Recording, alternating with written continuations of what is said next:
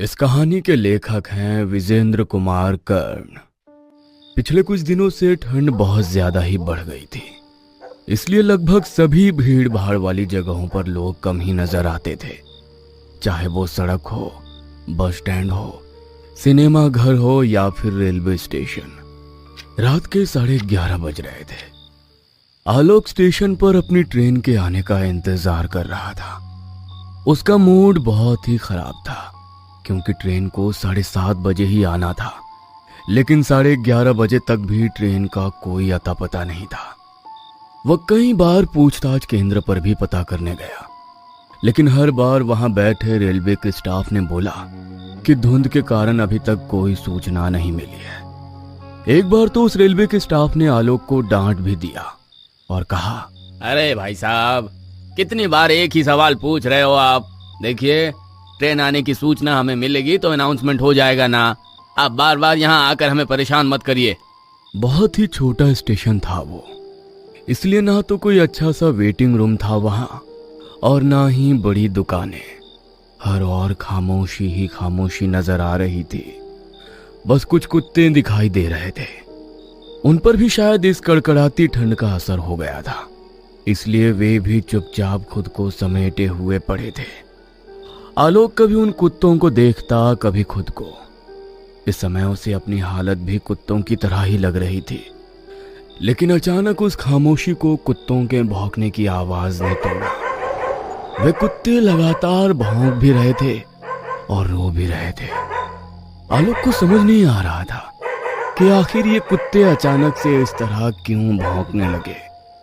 वो इस प्रश्न का उत्तर ढूंढने की कोशिश कर रहा था।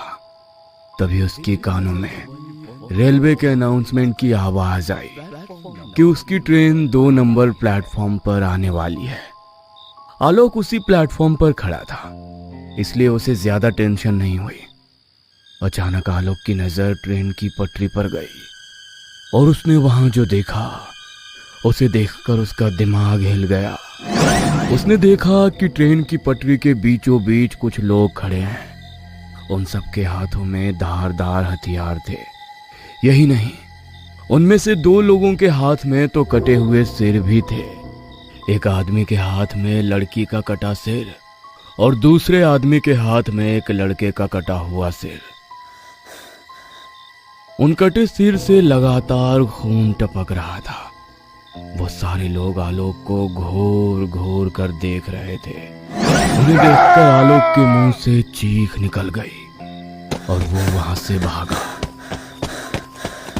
भागते भागते वो पूछताछ केंद्र पर पहुंचा और हाँफते हुए उसने पूछताछ केंद्र में बैठे स्टाफ से कहा, सर, वो पटरी पर कई भयानक लोग खड़े हैं। उनके हाथ में कटे हुए सिर हैं।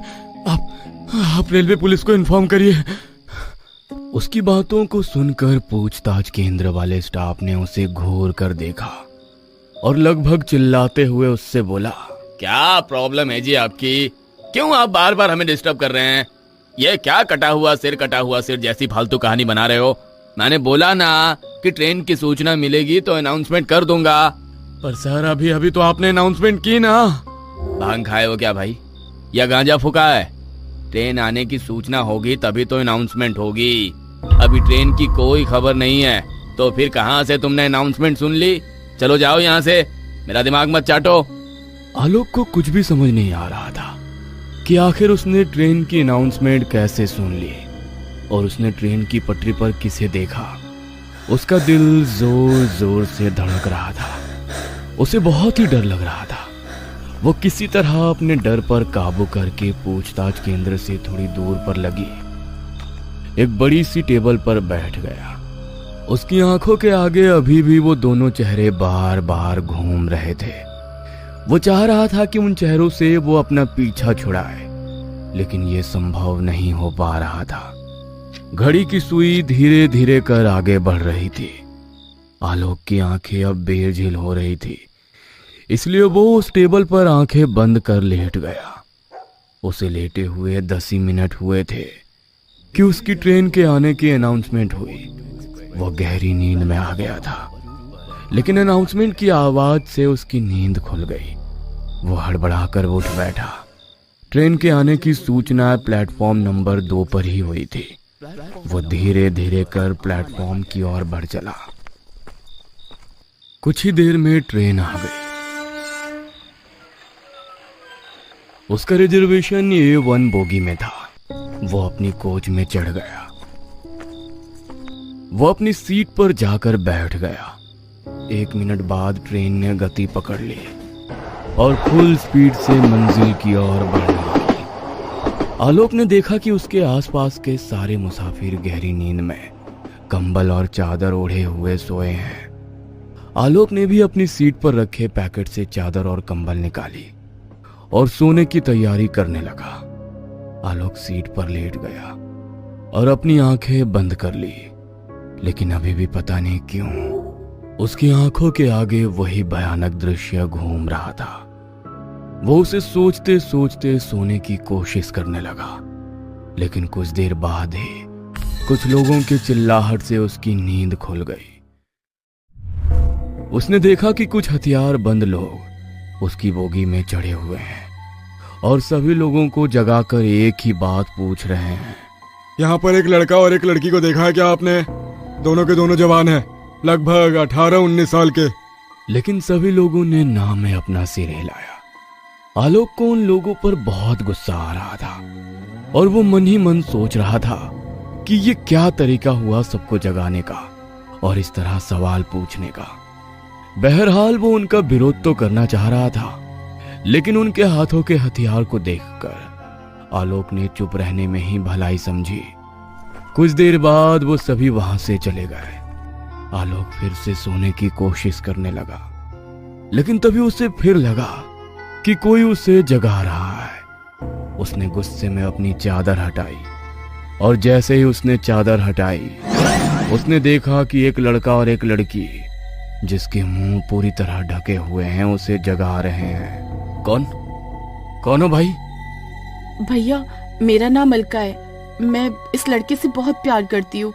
इसका नाम सूरज है। भैया, पर हमारे प्यार को कोई स्वीकार नहीं कर रहा है। पूरा गांव हमारी जान का दुश्मन बन गया है। क्यों? अरे क्या हो गया? तुम हमको इस समय यहाँ काहे बुलाई हो? सब गड़बड़ हो गया है सूरज। पता नहीं पिताजी को कैसे हमारे संबंध के बारे में पता लग गया है। हमको तो बहुत डर लग रहा है। डर? अरे प्यार किया तो डरना क्या? हम अपने लिए नहीं डर रहे हैं सूरज, हमको तुम्हारी फिक्र है। अरे जब तक मेरे हाथ में तुम्हारा हाथ है, हमको कुछ भी नहीं हो सकता है। हम हर दीवार गिरा देंगे, जात की, पात की, सब दीवार। बस तुम हमारा हाथ कभी मत छोड़ना। भैया, मैं नीची जात का हूँ और अलका बहुत ही ऊंची जात की है। ये बात गांव वालों को पच नहीं रही है। भैया, हम दोनों ने छिपकर शादी भी कर ली है, पर पता नहीं गांव वालों को ये सब कुछ कैसे पता लग गया। अच्छा, तो कुछ देर पहले हाथों में हथियार लेकर जो लोग आए थे वो तुम लोगों के गांव के थे? हाँ भैया। देखो भाई, आजकल दुनिया बहुत एडवांस हो गई है। तुम लोगों को एक साथ रहने से कोई नहीं रोक सकता। तुम लोग पुलिस की मदद क्यों नहीं लेते? पुलिस? क्या भैया, यहाँ पर पुलिस, कानून, अदालत सब कुछ अलका के पिता और उनका परिवार है। हमारी मदद कोई नहीं कर सकता। ऐसे कैसे नहीं कर सकता? मैं करूंगा तुम्हारी मदद। बताओ मुझे क्या करना होगा। उसके बाद अलका ने आलोक से बोला कि मेरे गांव के कई लोग हमें मारने के लिए ढूंढ रहे हैं। आप किसी तरह हमको उनसे बचा लीजिए। आलोक उनकी बातों को गौर से सुन रहा था और सोच रहा था कि कैसे उनकी मदद की जाए। तभी एक बार फिर से वही लोग वहां आ पहुंचे और उन्होंने उस लड़की और लड़के को देखा। वे तुरंत ही उन्हें पहचान गए। उस भीड़ में अलका के पिता भी थे। गांव वालों, ये देखो, ये दोनों पापी यहाँ है। यहाँ इस आदमी से ये मदद मांग रहे हैं। देर मत करो, मार दो इन्हें।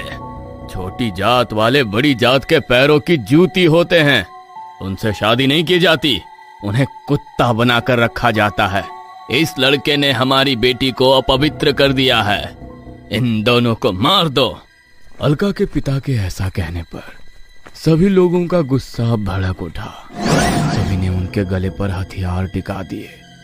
आलोक ने जब ये देखा, अरे ये क्या कर रहे हैं आप लोग? पागल हो गए हैं क्या? मैं अभी पुलिस को बुलाता हूँ।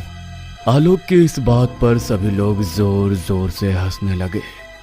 उसी समय ना जाने ऐसा क्या हुआ कि एक बड़ा सा पत्थर एसी बोगी के शीशे से टकराया और तेज हवा का झोंका अंदर आया और उस हवा के झोंके से उस लड़के और लड़की के चेहरे पर लगा कपड़ा हट गया और जैसे ही वो कपड़ा हटा उनका चेहरा आलोक के सामने आ गया। आलोक ने जैसे ही उस चेहरे को देखा तो उसकी चीख निकल पड़ी, क्योंकि ये वही चेहरे थे जिनका कटा सिर उसने स्टेशन पर देखा था। आलोक का सिर पूरी तरह घूमने लगा। उसके दिमाग ने काम करना बंद कर दिया था। उसे कुछ समझ नहीं आ रहा था कि वो क्या करे और क्या ना करे। काफी देर उसी तरह जड़वत रहने के बाद उसने ट्रेन की चेन की ओर देखा और उसे खींचने के लिए आगे बढ़ा, लेकिन उसके पहले ही उसने देखा कि उन लोगों ने उस लड़की और लड़के का गला काट दिया है। उसमें से एक आदमी ने अलका का कटा सिर उठाया और दूसरे ने सूरज का। अलका और सूरज दोनों के गले भले ही उन लोगों ने काट दिए थे, लेकिन जमीन पर पड़ा उनका शरीर अब भी साथ था। दोनों ने एक दूसरे का हाथ अब भी पूरी शक्ति के साथ थाम रखा था, जैसे वो कह रहे हों कि हमें कोई अलग नहीं कर सकता, कभी नहीं। आलोक का दिल अब जोरों से धड़क रहा था। उसे एक पल को लग रहा था कि ये सब एक सपना है, लेकिन जैसे ही एक आदमी तलवार लेकर उसकी ओर बढ़ा, उसे लगा कि यह सपना नहीं हकीकत है। वो ट्रेन के दरवाजे की ओर भागा। वे लोग भी उसके पीछे भागे। कुछ देर बाद आलोक ने जब पीछे मुड़कर देखा तो उसके चेहरे का रंग उड़ गया। उसने देखा कि वो सभी लोग अब इंसान नहीं, भयानक भूत में तब्दील हो गए। ट्रेन पूरी स्पीड में भागे जा रही थी। उसे लग रहा था कि उसकी मौत अब करीब है। आलोक ने फिर एक बड़ा निर्णय लिया और चलती ट्रेन से कूद गया। एक जोरदार भयानक चीख की आवाज आई। यात्रीगण कृपया ध्यान दें, दिल्ली जाने वाली 121 एक्सप्रेस प्लेटफॉर्म नंबर 2 पर आने वाली है। यह अनाउंसमेंट बार बार गूंज रहा था। अचानक ही आलोक की नींद खुल गई। उसने इधर उधर आंखें फाड़ फाड़ कर देखा, फिर अपनी घड़ी की ओर। सुबह के 5 बज गए थे। आलोक कभी उस अनाउंसमेंट की आवाज को सुनता और फिर कभी उस पूरी घटना को याद करता और अपने आप को देखता और सोचता, क्या वो सब सपने में देख रहा था या सब कुछ हकीकत में हुआ था। उसे ये बात समझ में नहीं आ रही थी। एक बार फिर से उसके कानों में वही अनाउंसमेंट सुनाई पड़ी, तो वो एक बार फिर से प्लेटफॉर्म नंबर 2 की ओर बढ़ चला, कई सवालों को अपने मन में लिए।